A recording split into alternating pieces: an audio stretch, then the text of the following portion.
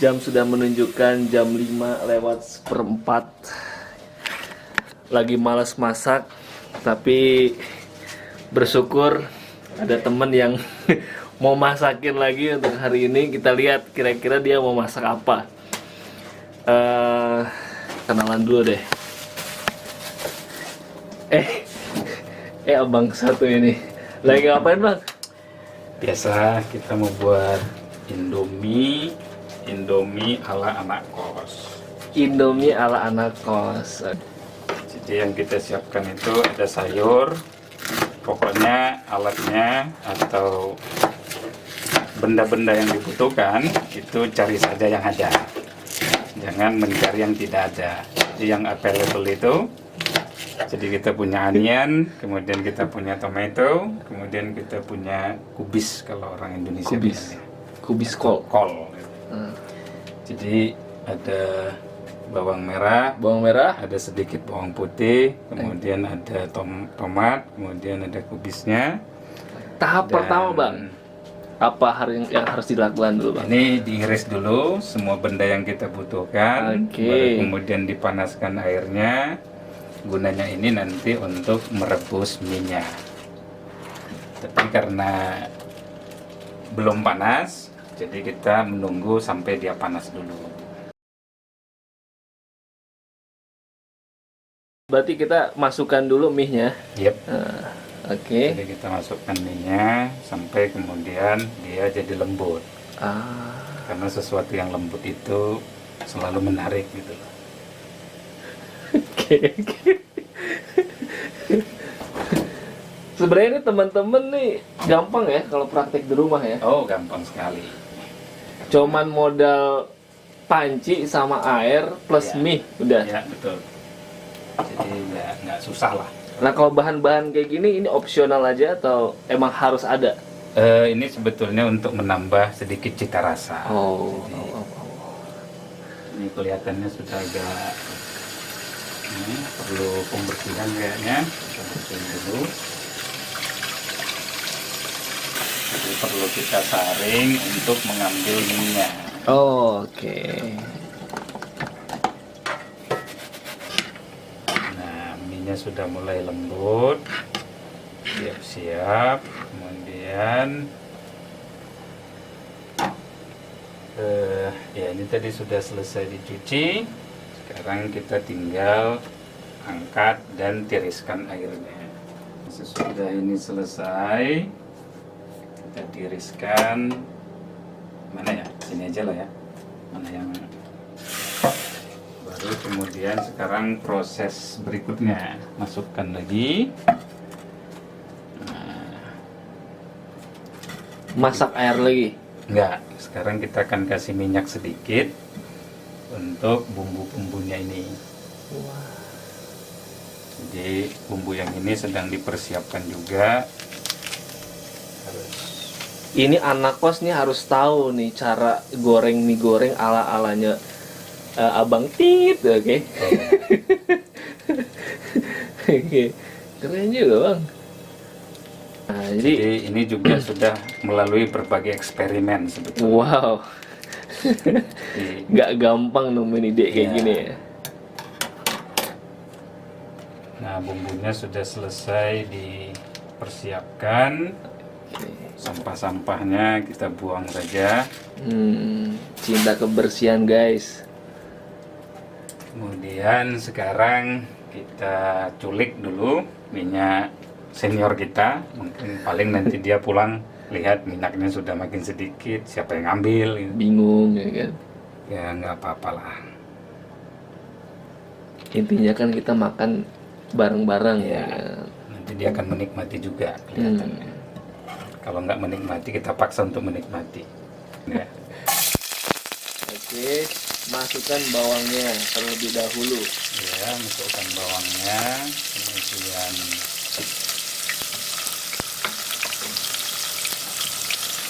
kita tunggu sampai berubah warna. Ini istilahnya ditumis ya? Ya, kalau di Indonesia mungkin ya sebutannya ditumis karena dia bawang yang digoreng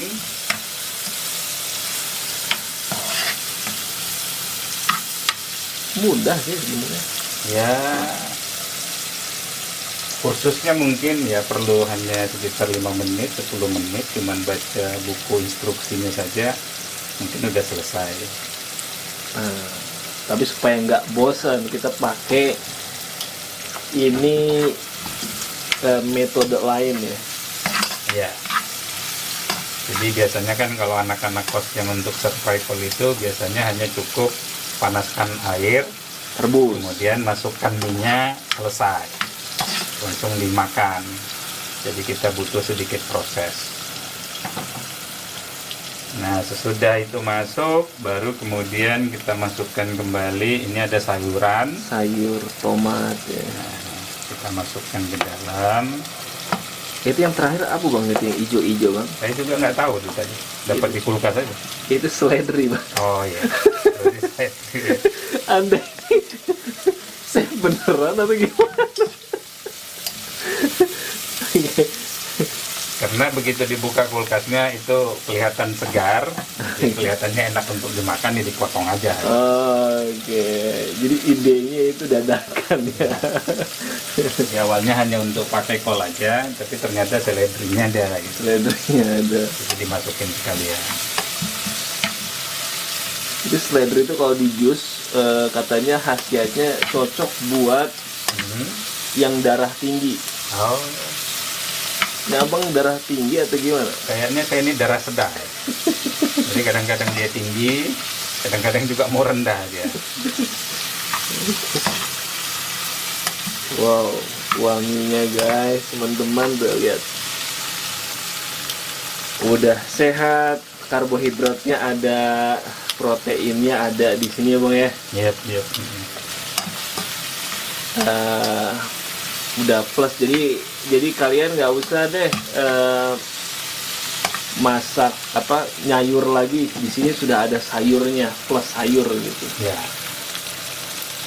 Nah kira-kira kalau udah jadi, ini campurannya pakai nasi juga atau pure ini aja yang kita goreng nih? Nah, sebetulnya bisa nggak pakai campuran nasi, kalau misalkan teman kita nggak mau nyicipin gitu loh. Oh, Tapi kalau teman kita mau nyicipin kan berarti harus ada yang disisakan gitu. Jadi bagusnya sih pakai nasi. Nah, ini sudah hampir selesai proses penggorengannya. Sekarang kita tinggal masukkan minyak.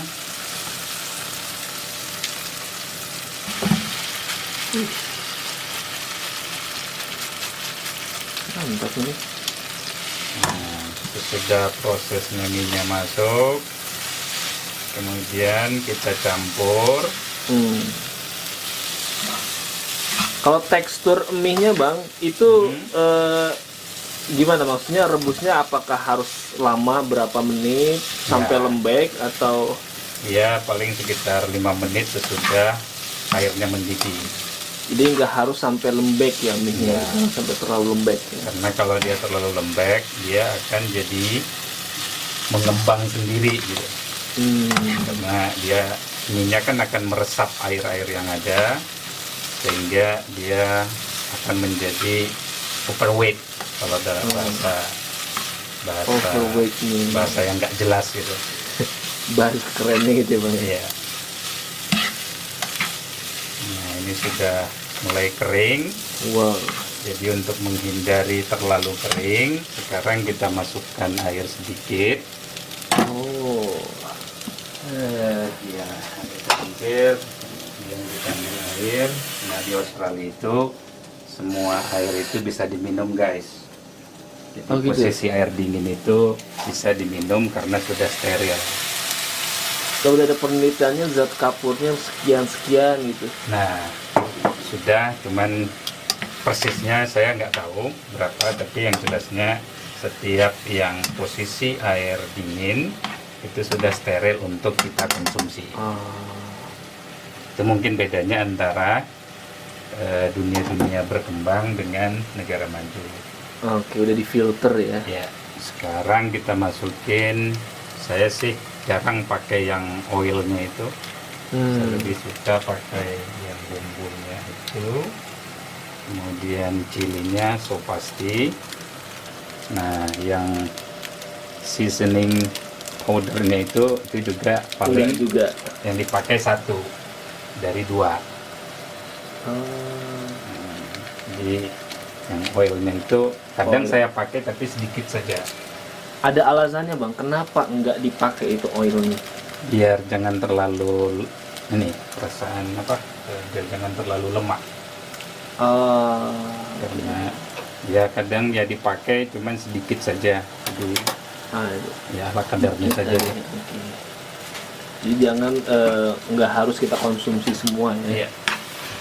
Demi kesehatan juga guys. Nah, ini tadi sudah selesai. Kemudian sekarang tugas kita adalah menunggu sampai airnya kering.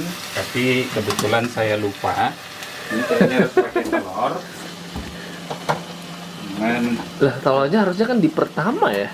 tidak dipersiapkan tadi. Kayaknya agak lupa. Astagfirullah. Ini pecah. Sorry guys, ini ada yang nggak sinkron, jadi kita kecilin dulu airnya. Jadi ini kita masukin. Bismillah. Wah syukurlah. Bismillah.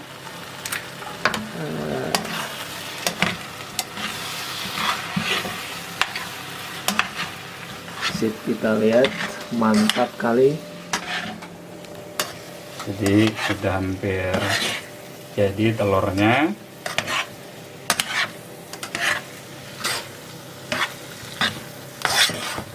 Ya, Jadi proteinnya ada ya. ya. Ini kayaknya lauknya sudah ada, karbohidrat, sayur sudah lengkap di sini bang ya. Ya, ya. Wah ini simple banget nih buat anak kos yang baru-baru datang merantau ke luar negeri, bisa dicoba.